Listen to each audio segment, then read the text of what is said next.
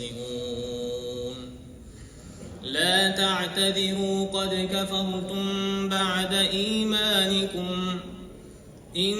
نعف عن طائفة